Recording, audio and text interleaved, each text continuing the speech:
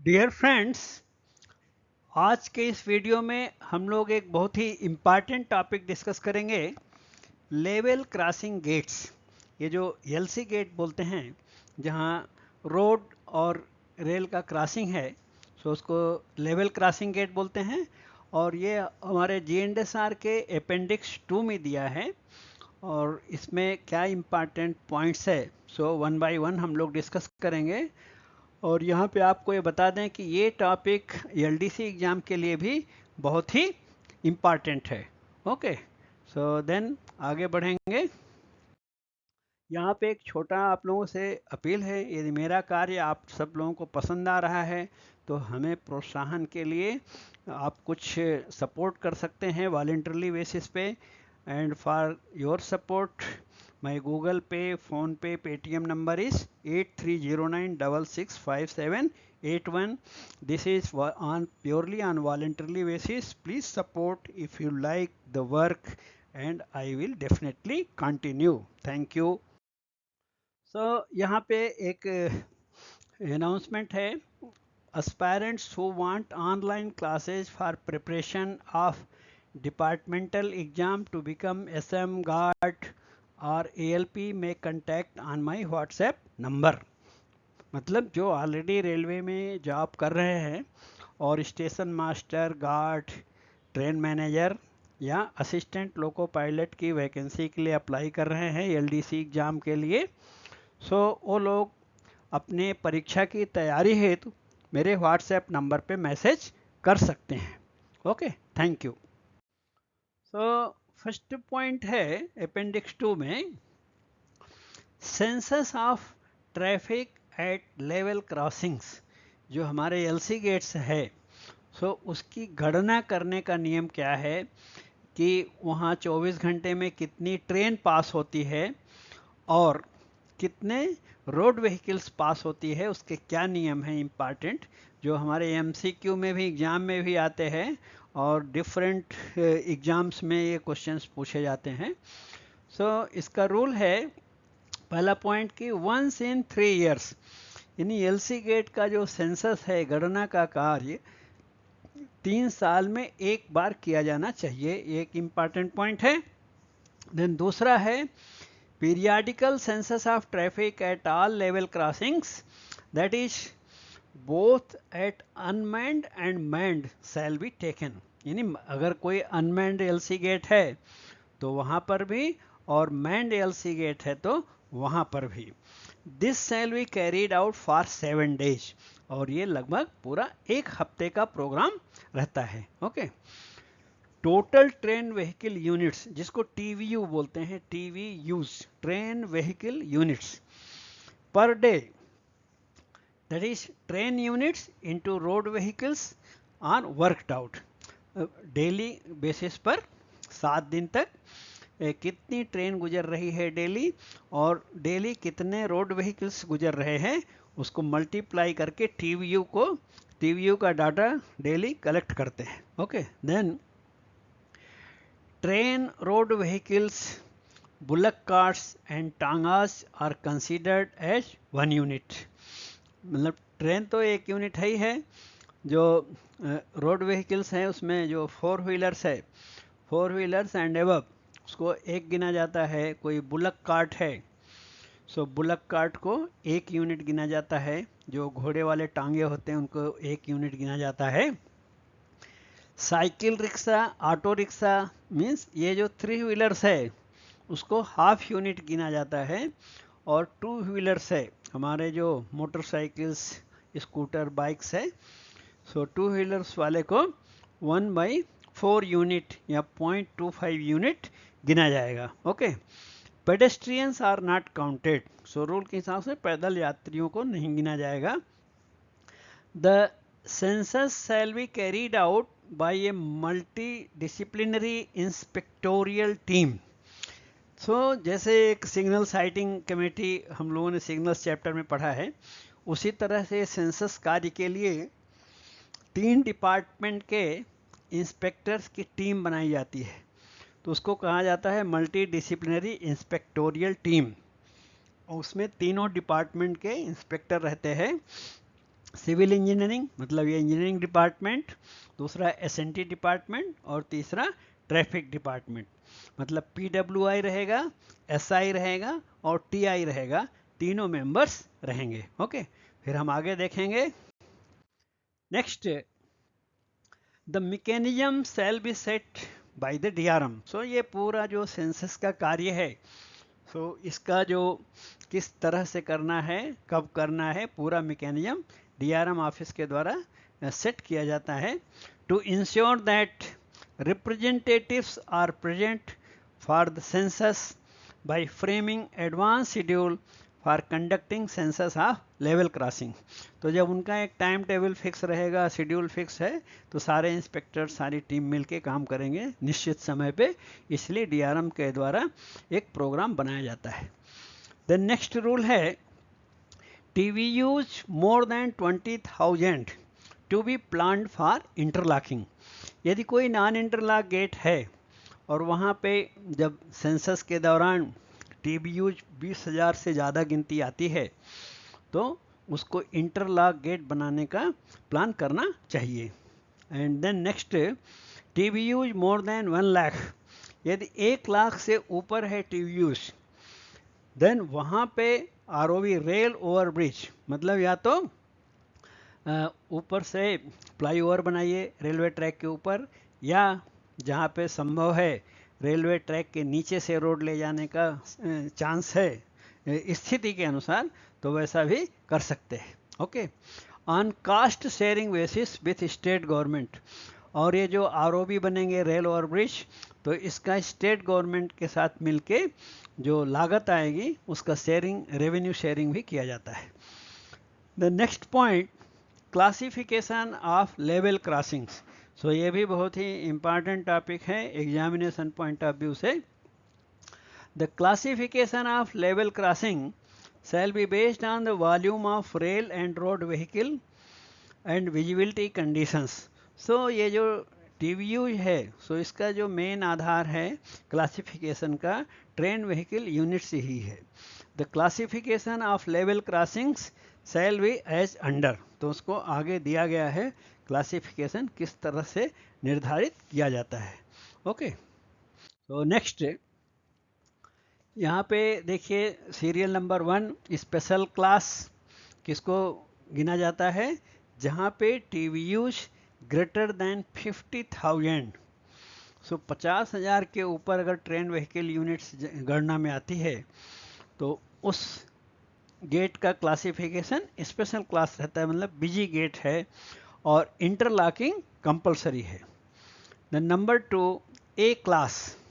ए class किसको कहेंगे, जब ट्रेन व्हीकल यूनिट्स 50,000 से कम हो लेकिन 30,000 से ज़्यादा हो, 50,000 और 30,000 के बीच में है, और line capacity utilisation is 80% on single line and number of road vehicles greater than 1,000। So एक वो भी क्राइटेरिया है कि TVUs 50,000 और 30,000 के बीच में हो, या जहाँ पे लाइन की कैपेसिटी का यूटिलाइजेशन 80% हो सिंगल लाइन एरिया में, और जो रोड व्हीकल्स है उसकी पर डे जो गिनती है 1,000 या उससे ज़्यादा है, तो उसको एक क्लास में गिना जाएगा और इंटरलॉकिंग कंपलसरी रहेगी।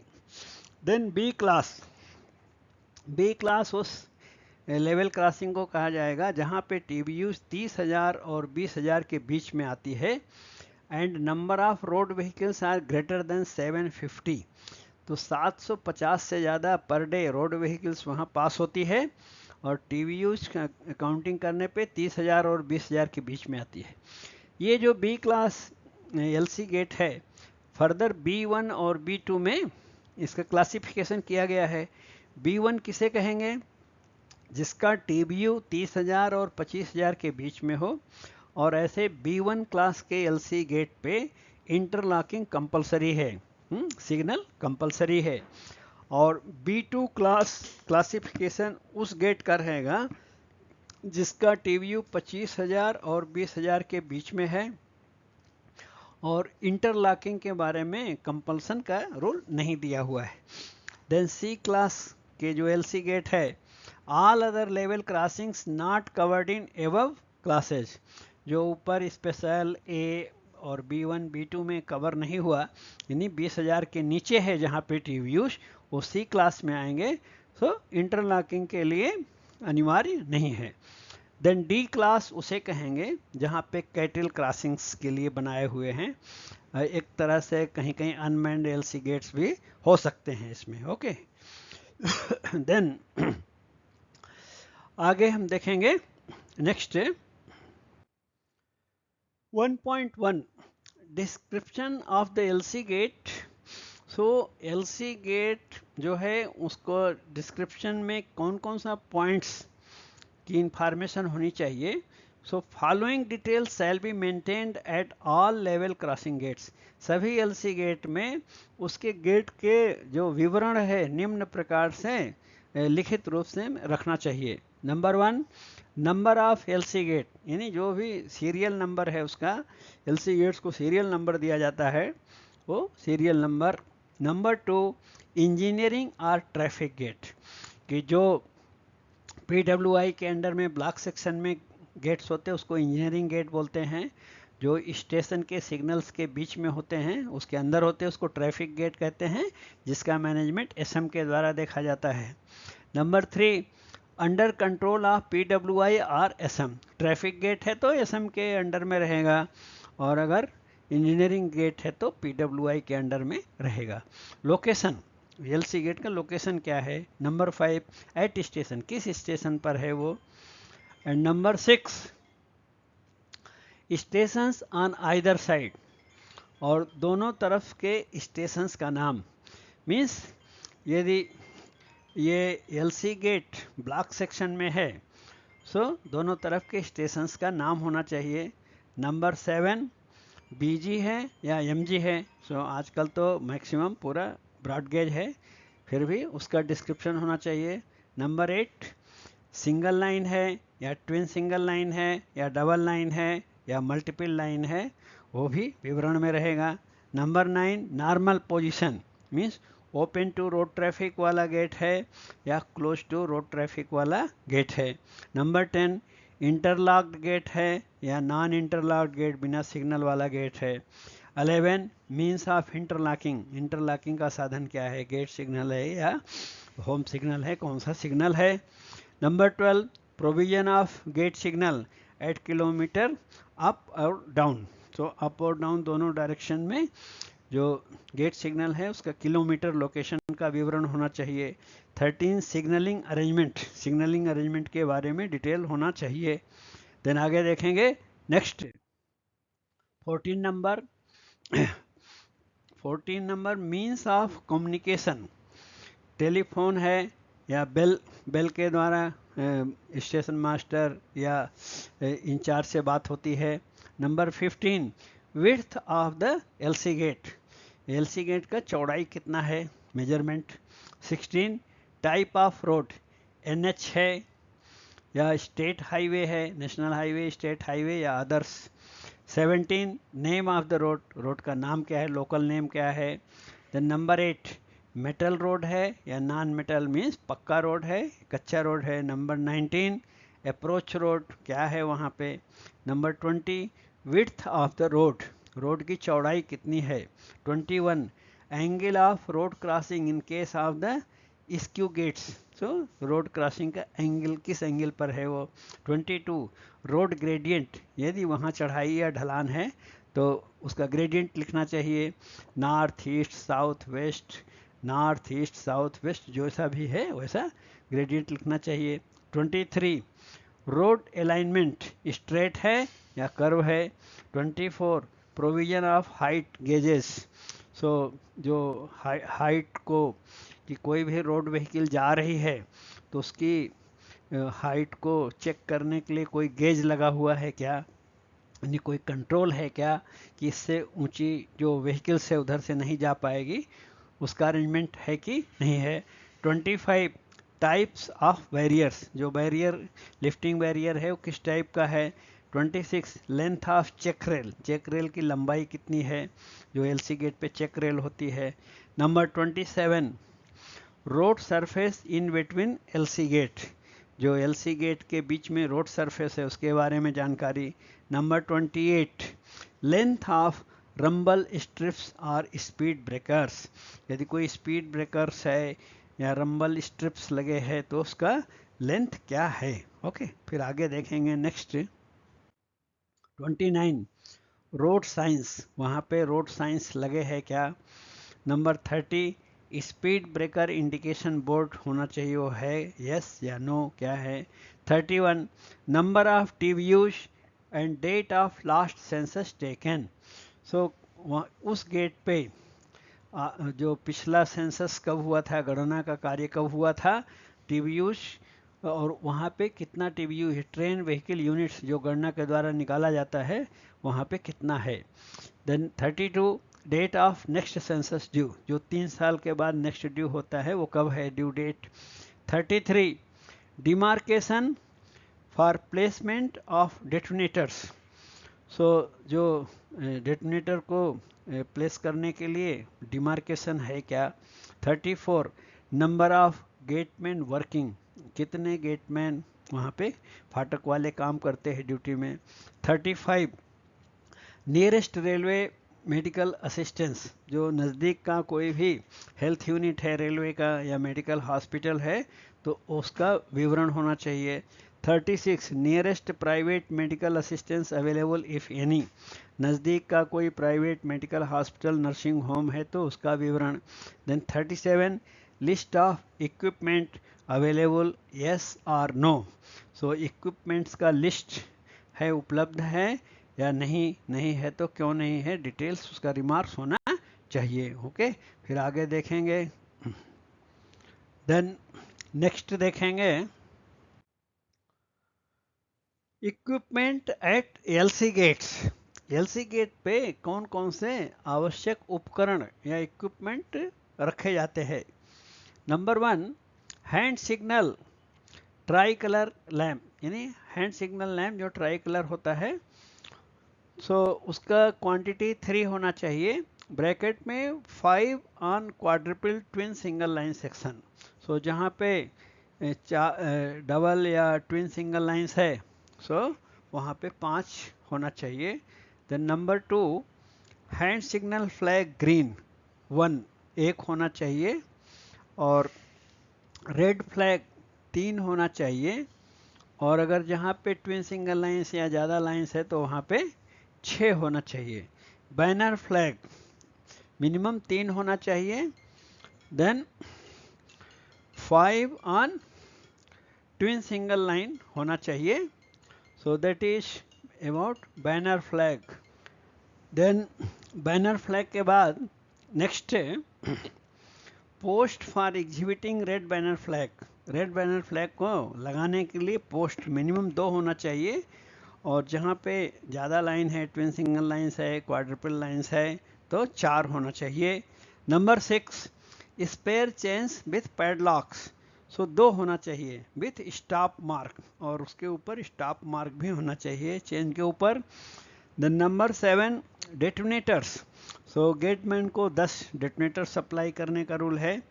देन गेट लैंप 2 होना चाहिए, टॉमी बार 1, मोटर पैन 1, स्पेड या जिसको फावड़ा बोलते हैं 1 होना चाहिए। ओके, फिर आगे देखेंगे हम लोग नेक्स्ट स्लाइड में। रैमर, सो रैमर 1 होना चाहिए। In case of asphalted road this may not be provided, वो भी है rammer. So then number 13, pick axe, axe जो है 1 होना चाहिए। Number 14, tin cases for flags, flags के लिए tin cases 1। Then can for oil, oil can बोलते हैं जिसको, 1। देन वाटर पॉट या बकेट 1 होना चाहिए। देन 17, कैनिस्टर और मस्टर रोल, सो ये canister for muster roll, muster roll को रखने के लिए कंटेनर टाइप रहता है जो 1। Set of spare spectacles of gateman wearing glasses, एक स्पेयर स्पेक्स भी होना चाहिए अगर एक यूज में है तो, जिसको नहीं रिकमेंडेड है उसके लिए ज़रूरत नहीं है। 19, Board demarcating protection of LC gate diagram in case of obstruction on gate. सो यदि गेट में कोई ऑब्स्ट्रक्शन हो गया तो एलसी गेट का प्रोटेक्शन कैसा करना है, उसका एक डायग्राम होना चाहिए. एक नंबर 20 बास्केट एक होनी चाहिए 1, whistle 1, wall clock 1 and small size chain with padlock for locking gate booms और गेट लिफ्ट्स. बूम को लॉक करने या गेट लिफ्ट्स को लॉक करने के लिए स्मॉल साइज का चेन विथ पैडलॉक 2 होनी चाहिए. ओके, फिर आगे देखेंगे हम लोग. Next 1.3 records to be kept at gate lodge. Gate lodge पे कौन कौन से रिकॉर्ड मेंटेन करना चाहिए. Number 1 gate working instruction in Hindi और इंग्लिश या हिंदी इंग्लिश दोनों में होना चाहिए. Number 2 gate working instruction in local vernacular language, और एक गेट का वर्किंग का इंस्ट्रक्शन लोकल लैंग्वेज में भी होना चाहिए. Number 3 list of tools and books होना चाहिए. ड्यूटी रोस्टर होना चाहिए. Then certificate for working as gateman, जिसको कॉम्पिटेंसी सर्टिफिकेट कहते हैं, गेटमैन का होना चाहिए. Number 6 biodata particulars of gateman including data passing vision test, initial refresher course, safety camp etcetera, पूरा उसका बायोडाटा का रिकॉर्ड होना चाहिए. नंबर 7 पब्लिक कंप्लेंट बुक होनी चाहिए. और नंबर 8 इंस्पेक्शन बुक होना चाहिए. निरीक्षण में, इंस्पेक्शन में ऑफिसर सुपरवाइजर्स जो आते हैं उसको रिकॉर्ड करने के लिए बुक होना चाहिए. Then next 1.4 mode of operation. LC gate का ऑपरेशन कैसा होता है.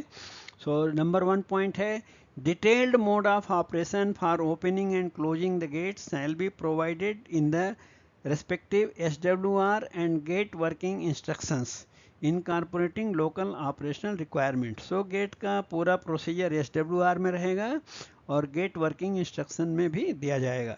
Then number 2 at non-interlock gates, gateman before opening gate for road traffic shall fix a banner flag by day and red light by night on the staff at the prescribed location of 5-meter distance on either side on the gate on the single line section and direction wise on double line section.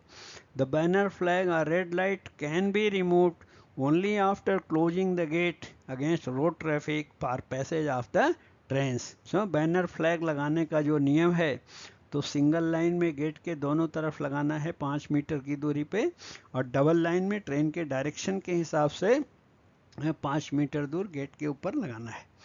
Then number 3 when LC gate is required to be opened for passage of road traffic, gateman must first open the gate farthest away from approaching road. So normally जो lifting barrier है तो दोनों एक ही साथ खुलता है, पर यदि वैसा संभव हो तो जिधर की ट्रैफिक दूर है उधर का बैरियर पहले खोलना चाहिए. देन नेक्स्ट देखेंगे duties of gateman 1.5 alertness. The gateman shall be alert and prepared for take immediate action. Duty में अलर्ट रहना चाहिए, कोई भी एक्शन लेने के लिए तैयार रहना चाहिए. Number 2 position during passage of train. ये इंपॉर्टेंट है. जब ट्रेन पास हो रही है तो गेटमैन निम्न प्रकार खड़ा होना चाहिए. पहली बात, gateman will stand attentively in front of gate lodge facing the approaching train. हमारा जो फेस है गेटमैन का ट्रेन की तरफ होना चाहिए. नंबर 2 डे टाइम में रेड और ग्रीन फ्लैग दोनों हाथ में बंद स्थिति में पकड़ के खड़े होना चाहिए. Separate sticks in right and left hand. So right में रेड फ्लैग और लेफ्ट में ग्रीन फ्लैग होना चाहिए. And next number 3 in night he shall hold lighted hand signal lamp with white light facing the track. और रात के समय white light अपने सिग्नल लैंप में जला के ट्रैक की तरफ उसका व्हाइट लाइट का फोकस होना चाहिए. वैसा सावधानीपूर्वक खड़े होकर ट्रेन को ऑब्जर्व करना चाहिए. Number 4 he shall keep the whistle slung around his neck from a cord. और व्हिसिल गले में लटकती रहनी चाहिए ताकि ज़रूरत पड़ने पे उसका प्रयोग किया जा सके. Okay. Then next routine duties of gateman at non-interlock LC gate. and during emergencies or obstruction on track at other types of gates, gateman shall ensure that red banner flag is placed across the track whenever gate is kept open for passage of road vehicles. जब भी road vehicles के लिए gate खुला है तो banner flag जरूर सुनिश्चित कर लेना चाहिए. Number 2, he shall ensure that gate lamps and lamps of all gate signals are lighted and kept burning continuously from sunset to sunrise. So जो रात का समय है, so हमारे जो गेट के लैंप हैं और सिग्नल के लाइट से सब जलते रहना चाहिए. Number 3, gateman shall perform his duties strictly according to duty roster. Duty roster का पालन करना चाहिए. Sorry. Then he shall not leave. Gate के स्थान को जब तक अपना रिलीवर ना आ जाए तब तक हमें अपना ड्यूटी का स्थान नहीं छोड़ना चाहिए. However, if it is necessary to leave the gate in emergency, he must close and lock gates against road traffic before leaving the gate. यदि कोई इमरजेंसी है, कोई ड्यूटी का ऐसा इमरजेंसी का काम आ गया तो हमें रोड ट्रैफिक के लिए गेट बंद करके तभी हम दूसरा काम कर सकते हैं. Number 4, he shall observe all passing train and be prepared to take such action as may be necessary to resume safety of trains. और हमेशा चौकन्ना रहना चाहिए, कोई भी इमरजेंसी में एक्शन लेने के लिए तैयार रहना चाहिए. Next, he shall watch all passing train and keep sharp lookout for any unusual like hot axle. जब ट्रेन पास हो रही तो हॉट एक्सेल, हॉट बॉक्स या कोई हैंगिंग पार्ट है या फ्लैट टायर का साउंड आ रहा है, कोई मटेरियल ऊपर से गिर रहा है, इस तरह पूरा अलर्टनेस के साथ हमें ट्रेन को ऑब्जर्व करना चाहिए. Then next, he shall also be prepare to repeat any signal with guard. जैसे गार्ड कोई सिग्नल दे रहा है, लोको पायलट नहीं देख पा रहा है, तो हम वो सिग्नल रिपीट करने के लिए हमें भी तैयार रहना चाहिए. Next, if lifting barrier leaf gates become out of order. यदि हमारे गेट का लिफ्टिंग बैरियर खराब हो गया है तो he shall use spare chain with disc and padlocks for securing gate against road traffic. तो रोड ट्रैफिक के अगेंस्ट में गेट को बंद करने के लिए हम सेफ्टी चेन का प्रयोग करना चाहिए. Next, if sliding boom arrangements are available, gateman must use them. यदि हमारे गेट में लिफ्टिंग बैरियर खराब हुआ और स्लाइडिंग बूम का अरेंजमेंट अवेलेबल है तो हम स्लाइडिंग बूम का प्रयोग करना चाहिए स्टेशन मास्टर से परमिशन लेके. और इंटरलॉकिंग अरेंजमेंट अवेलेबल है तो स्लाइडिंग बूम से गेट को बंद करके हम सिग्नल को भी ऑफ कर सकते हैं. Okay, then next, before resorting to use of sliding boom for closing gate, gateman will exchange private number from the station master. So sliding boom का प्रयोग करने के पहले स्टेशन मास्टर से प्राइवेट नंबर एक्सचेंज करके परमिशन लेना चाहिए. Then next, he shall report to nearest station master, gangman or PWI any defect in his gate or apparatus pertaining to it as soon as possible. कोई भी gate में खराबी है तो nearest station master अपने गैंगमेट, gangman या PWI को जरूर सूचित करना चाहिए. Next, in the event of gate signal becoming defective, he shall maintain it in on position even by disconnecting signal wire if necessary. यदि गेट सिग्नल खराब है, कोई प्रॉब्लम है, बूम में खराबी है, तो सिग्नल को ऑन में रखने का पूरा अरेंजमेंट करना चाहिए. आवश्यकता पड़े तो कोई भी सिग्नल वायर डिस्कनेक्ट करके भी हम सिग्नल को ऑन में रखें तो कोई इसमें दिक्कत नहीं है. Next, he shall close and lock the lifting barrier leaf gates on sighting a train and hand signal or pilot the train pass the defective signal. In such case he should inform loco pilot to report the defect at the next station. यदि signal खराब है, lifting barrier में problem है, तो safety chain के द्वारा gate को बंद करके लोको पायलट को प्रोसीड हैंड सिग्नल दिखाना चाहिए और लोको पायलट को कहना चाहिए कि आप अगले स्टेशन मास्टर को एक गेट सिग्नल के खराबी के बारे में जरूर सूचित करिए. The next, he shall wear badges and prescribed uniform while on duty at LC gate. So हमेशा हम ड्यूटी के समय यूनिफॉर्म और बैजेस के साथ ड्यूटी करना चाहिए.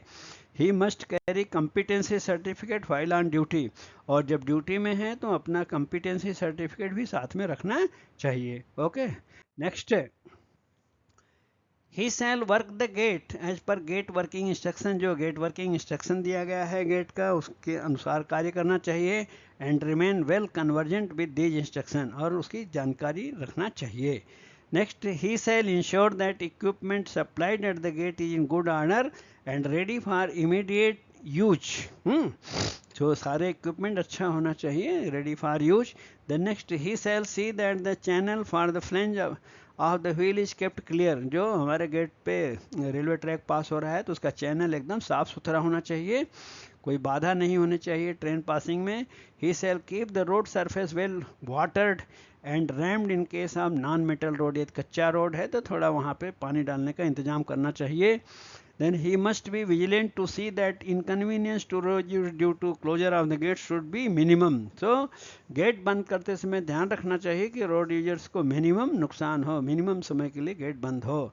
Gatemen on electrified sections shall watch that road vehicles animals passing from the gate are within height gauge provided on either side of the LC gate. यदि OHE एरिया है तो जो भी व्हीकल्स रोड व्हीकल पास हो रही हैं देखना चाहिए कि उनकी हाइट ज़्यादा तो नहीं है, OHE को कोई नुकसान तो नहीं हो सकता है, वो सब चेक करना चाहिए.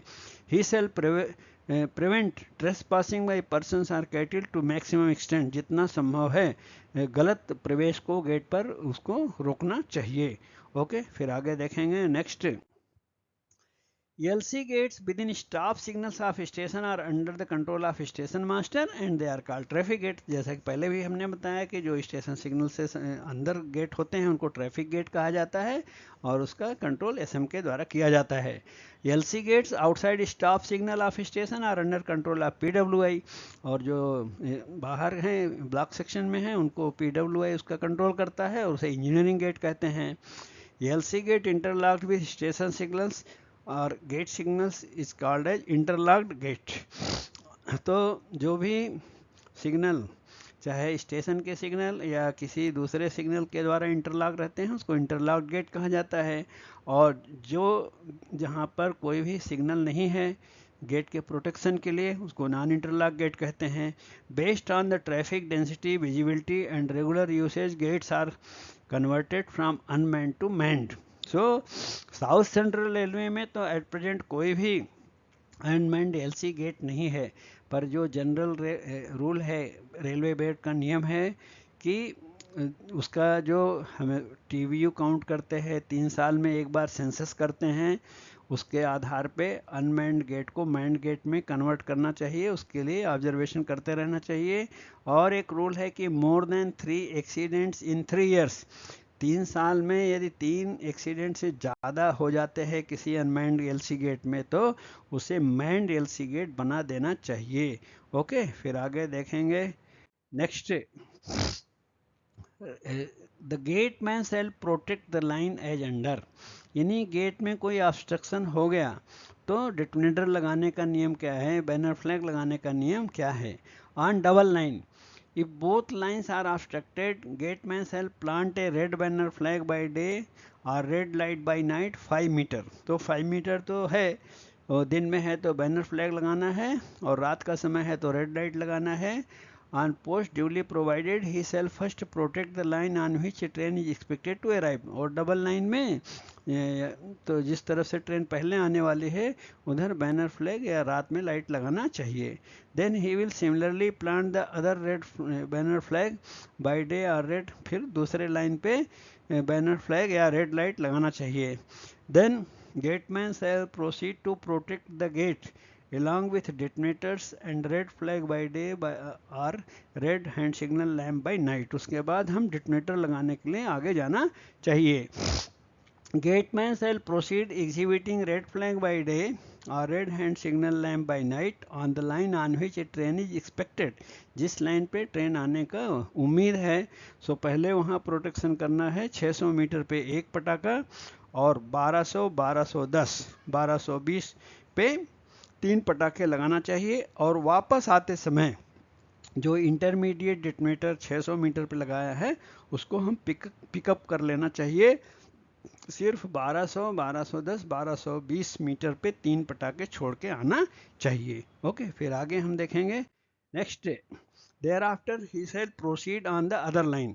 एक तरफ प्रोटेक्शन हो गया, अब दूसरी तरफ जहाँ पे बाद में ट्रेन आने की संभावना है उधर जाएंगे प्रोटेक्शन के लिए और सेम तरीके से उधर भी प्रोटेक्शन करेंगे. Similarly place detonators at described above, जो पहले देखा वैसे ही डेटोनेटर लगाना है. Next, having return to the gate he must then take steps to remove the obstruction and warn loco pilot of the approaching train.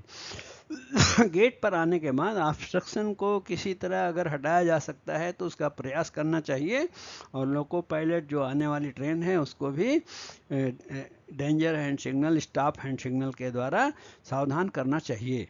In case gateman observes और hears a train approaching while on his way to protect and before he reaches stipulated distance, जैसे मान लीजिए detonator लगाने जा रहे हैं कि 1200 metre या 600 मीटर जहाँ भी पहुँच रहे हैं और ट्रेन की आवाज़ सुनाई दे रही, ट्रेन आने वाली है, then he shall place detonators on the line at a distance as far as he can go.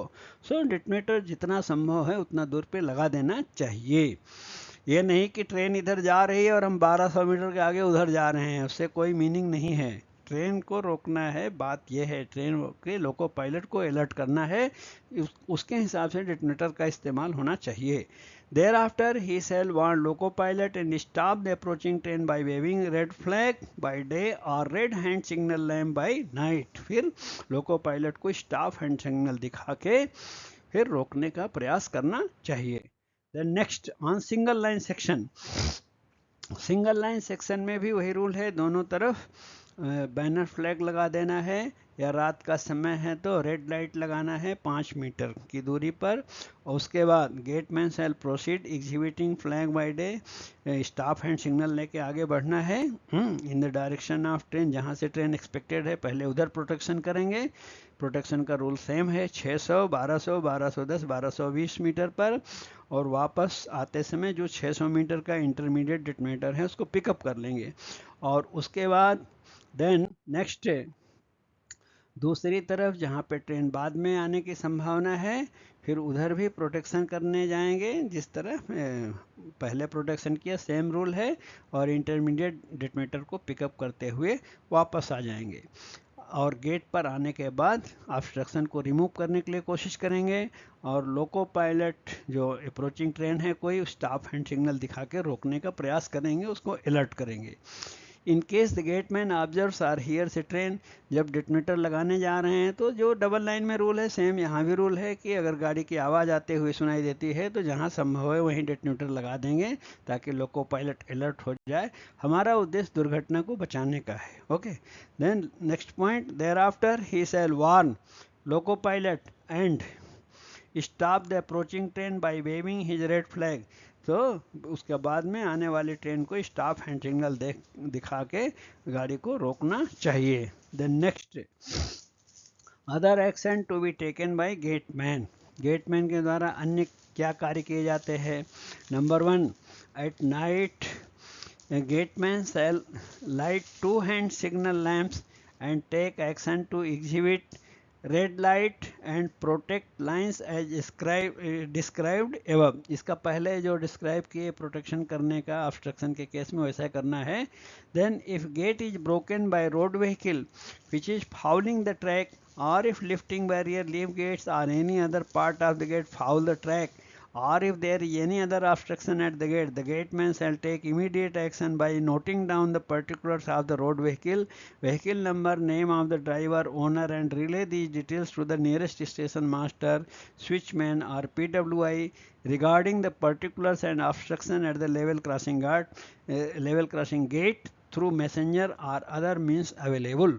मतलब यदि मान लीजिए किसी रोड व्हीकल ने हमारे लिफ्टिंग बैरियर को डैमेज किया है और हमारा गेट फाउल्ड हुआ है, तो प्रोटेक्शन के साथ साथ ये भी काम करना है कि उस व्हीकल का नंबर नोट करना है और उसका ओनर का नाम और ड्राइवर का नाम सब पूरा जो पर्टिकुलर्स है व्हीकल नंबर के साथ नियरेस्ट स्टेशन मास्टर, स्विचमैन या अपना PWI या गैंगमेट को जितना जल्दी संभव हो देने का प्रयास करना चाहिए.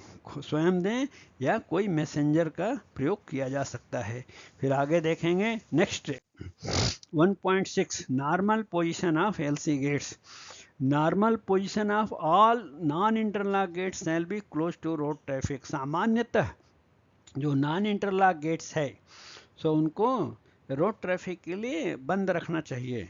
हाँ, बीच बीच में खोल सकते हैं बट नॉर्मल पोजीशन में बंद रखना चाहिए। On exceptional circumstances class B and class C LC gates where road traffic is heavy may be kept open for road traffic with the prior approval of PCE or CE coordination and PCOM। लेकिन कुछ जो exceptional अपवाद स्वरूप class B class C LC gates जहाँ पे road traffic ज़्यादा है तो प्रिंसिपल चीफ इंजीनियर या चीफ इंजीनियर कोऑर्डिनेशन और पीसीओएम अथराइज्ड ऑफिसर के सैंक्शन या उनकी अनुमति के बाद उन्हें रोड ट्रैफिक के लिए खुली पोजीशन में रखा जा सकता है। The next point, LC gate should not be on a suburban section. और शर्त जब जो जिन ये क्लास बी क्लास सी ये जो नॉन इंटरलॉक गेट हैं सो इनको कब हम ओपन टू रोड या क्लोज टू रोड ट्रैफिक कब रख सकते हैं? Following conditions should be satisfied. LC gate should not be on a suburban section। यानी जब यदि PCON में अनुमति दिया है तो क्या शर्तें होनी चाहिए? एक तो है कि LC gate should not be on a suburban section, suburban section में नहीं होना चाहिए। LC gate should be equipped with co-acting lifting barriers, यानी दोनों तरफ का लिफ्टिंग बैरियर साथ साथ ऑपरेट होना चाहिए। The section concern should not have automatic block signalling, और वो सेक्शन ऑटोमेटिक ब्लॉक सिग्नलिंग नहीं होना चाहिए। LC gate should be provided with a telephonic connection with station master and should have a system of obtaining private number from gateman in token of having close the gate.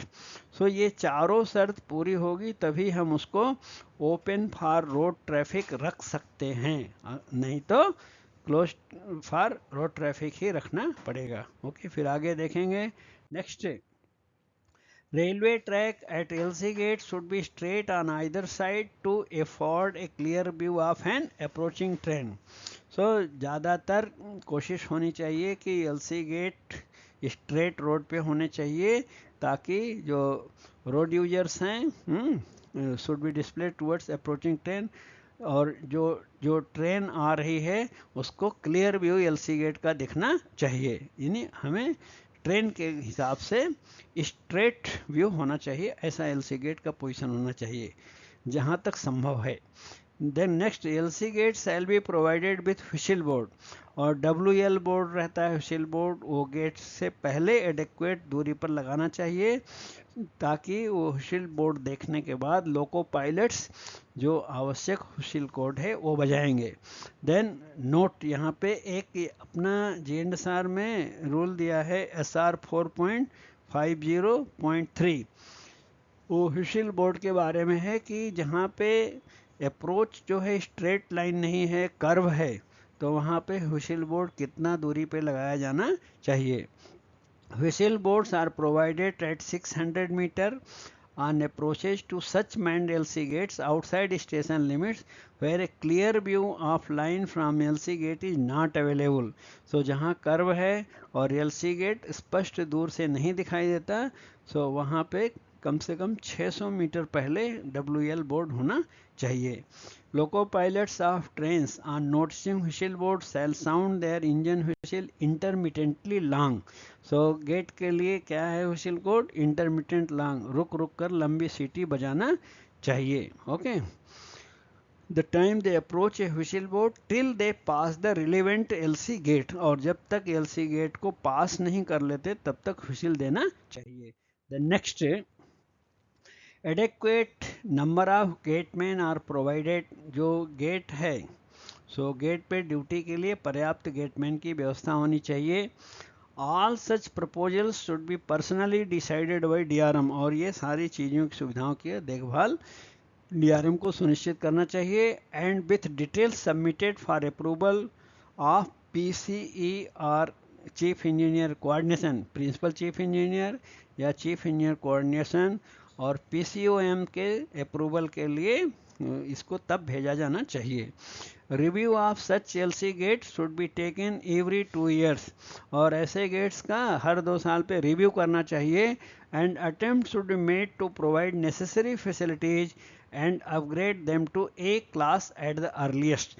और ये जो class B class C LC gate के बारे में हम लोगों ने बात किया, तो हर 2 साल पे रिव्यू करना चाहिए उनका टीवी यूज क्या है और वहाँ पे क्या ट्रैफिक कैसे बढ़ रही है, और फिर उसके अनुसार उसे एक क्लास में कन्वर्ट करना चाहिए।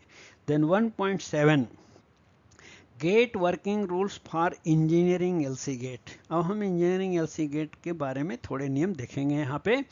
Instructions for working of LC gates situated outside stop signals including the working of bell और टेलीफोन कम्युनिकेशन। कहीं कहीं बेल पुराने टाइम में यूज करते थे कम्युनिकेशन के लिए, गेटमैन के पास बेल है तो बेल दे के बात करते थे। और टेलीफोन, अब आजकल ज़्यादातर टेलीफोन लगे हुए हैं with station. if provided for procedure to be followed by gateman to protect the line if an obstruction is caused at LC gate shall be issued by the engineering branch। so जो engineering branch है वो gate working instruction देंगे, और अगर obstruction gate पे आए तो protect करने का क्या तरीका है, ये सब इंस्ट्रक्शन इंजीनियरिंग ब्रांच के द्वारा दिया जाना चाहिए। And a copy is kept at gate lodge, gate lodge पे उस इंस्ट्रक्शन का कॉपी होना चाहिए। Where LC gate is equipped with gate signal, a copy of the signaling and interlocking diagram shall also be posted at gate lodge। जहाँ पे interlock gate है तो signalling और इंटरलॉकिंग का डायग्राम भी गेट लॉज में रखना चाहिए। ओके, देन नेक्स्ट आगे देखेंगे हम लोग 1.8 gateman's action in case of train parting. अगर ट्रेन पार्टिंग हुई है, यानी ट्रेन अनकपुल हो गई, 2 पोर्शन में चल रही है, तो गेटमैन क्या करना चाहिए। If A gateman observes A train running in 2 or more portions he shall draw attention of loco pilot और गार्ड बाय शाउटिंग, यानी जेस्चर के द्वारा, चिल्लाकर जेस्चरिंग के द्वारा, एक हैंड सिग्नल के दोनों हाथ ऊपर करके खाली हाथ बिना फ्लैग के, और स्मार्टली दोनों हाथ अलग करना, चिल्लाना, ये जेस्चर के द्वारा हम लोको पायलट का ध्यान आकर्षित करना चाहिए, या व्हिसिल बजा के लोको पायलट का ध्यान आकर्षित करना चाहिए। Then he shall also show, और ये दूसरा ट्रेन पार्टिंग का हैंड सिग्नल है, दिन का समय है तो ग्रीन फ्लैग, और रात का समय तो व्हाइट लाइट, यथासंभव ऊपर और यथासंभव नीचे दिखाकर ट्रेन पार्टिंग का सिग्नल दिखाना चाहिए लोको पायलट और गार्ड को। Then he should not show the red signal, मतलब कि अगर ट्रेन पार्टिंग का आपको पता लगा है तो स्टॉप हैंड सिग्नल बिल्कुल नहीं दिखाना चाहिए, न रेड फ्लैग न रेड लाइट, क्योंकि रुकेगा तो पीछे का पोर्शन आगे के पोर्शन से टक्कर कर सकता है, इसलिए स्टॉप हैंड सिग्नल बिल्कुल नहीं दिखाना है अगले पोर्शन को। Should he fail to attract the attention of loco pilot if there is sufficient distance between the parted portion, यानी कि फर्स्ट पोर्शन निकल गया, लोको पायलट का ध्यान आकर्षित नहीं कर पाए, तो हम बीच में सेकेंड पोर्शन थोड़ा दूर पे आ रहा है तो वहाँ पे 3 डेटमीटर 10-10 मीटर की दूरी पर लगाना चाहिए, सो दैट जब डेटमीटर बर्स्ट होगा तो गार्ड ध्यान देगा, और तब हम गार्ड को बता सकते हैं कि ट्रेन पार्टिंग हुआ है। Gateman shall also look out for the tailboard, tail lamp and advise SM if telephone is provided। So जो सेकेंड पोर्शन आ रहा है उसमें टेल लैम्प टेल बोर्ड को सुनिश्चित करने की कोशिश करेगा गेटमैन, और एसएम को उसके अनुसार सूचित करना चाहिए। ओके, देन आगे देखेंगे next special instructions for different types of LC gate. ये जो अपेंडिक्स 2 है एलसी गेट का, इसमें 7 एनेक्सर्स दिए हुए हैं, उस 7 एनेक्सर्स में हर तरह के लेवल क्रॉसिंग गेट का वर्किंग का पूरा इंस्ट्रक्शन दिया हुआ है। तो ये 7 की लिस्ट यहाँ पे है, एक बार देखिए। नंबर 1 एनेक्सर में है engineering level crossing gate interlocked with gate signal provided with telephone with normal position open to road traffic, यानी इंजीनियरिंग है और इंटरलॉक्ड है और नॉर्मली गेट के लिए ओपन है, इंजीनियरिंग इंटरलॉक गेट है। Number 2 traffic LC gate interlocked with stop signal of the station provided with telephone with normal position open to road traffic. So number 1 में engineering gate है, open to road traffic interlocked है, और number 2 में traffic interlocked gate है, open to road traffic है। Number 3 annexure में traffic LC gate non interlock gate है, provided with telephone with normal position close to road traffic. ये traffic gate है but सामान्यतः रोड ट्रैफिक के लिए बंद रहता है और नॉन इंटरलॉक है, सिग्नल से कनेक्टेड नहीं है। नंबर 4 आंसर में engineering LC gate non interlock provided with telephone with normal position open to road traffic है, ये ओपन टू रोड ट्रैफिक वाला इंजीनियरिंग नॉन इंटरलॉक गेट है। आंसर 5 में engineering level crossing gate engineering है, non interlock है, telephone है और normal position close to road traffic है, रोड ट्रैफिक के लिए सामान्यतः बंद रहता है, कोई बस वगैरह आया तो परमिशन लेके गेटमैन ओपन करेगा। नंबर 6 आंसर में engineering LC gate non interlock है और टेलीफोन नहीं है वहाँ पे, with normal position close to road traffic, बिना टेलीफोन का है और सामान्यतः रोड ट्रैफिक के लिए बंद रहता है। देन नंबर 7 आंसर में क्या क्या दिया है, proforma of the register to be maintained at station and gate lodge, यानी गेट से संबंधित जो स्टेशन रिकॉर्ड कौन सा मेंटेन करने का प्रोफार्मा और गेट लॉज में मेंटेन करने का प्रोफार्मा जो डॉक्यूमेंट्स मेंटेन करते हैं, और प्रोफार्मा ऑफ कॉम्पिटेंसी सर्टिफिकेट वो आंसर 7 में दिया है, राइट। फिर आगे इसके देखेंगे हम लोग। नेक्स्ट ये आंसर 7 में proforma of the register to be maintained at station and gate lodge, तो स्टेशन का प्रोफार्मा ये है date, train number, LC gate number, time and private number given by station master to the gateman about the train, यानी gateman को क्या PN दिया हमारा लिखेंगे, टाइम लिखेंगे, और time and PN receiving by SM from gateman, gateman से क्या पीएन मिला, किस टाइम में मिला, उसका नेक्स्ट कॉलम है, लास्ट में signature of station master.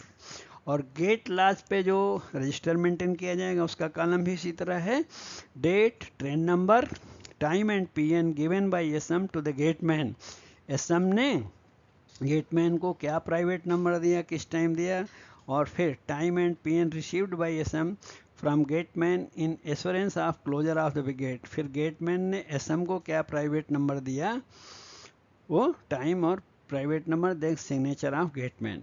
Note in case of interlocked LC gate train number and time of advice only need to be filled up, यानी अगर इंटरलॉक्ड गेट है तो प्राइवेट नंबर का एक्सचेंज का ज़रूरत नहीं है, ओनली टाइम और ट्रेन नंबर दो ही इम्पॉर्टेंट चीज़ है इंफॉर्मेशन देने का, टाइम और ट्रेन नंबर।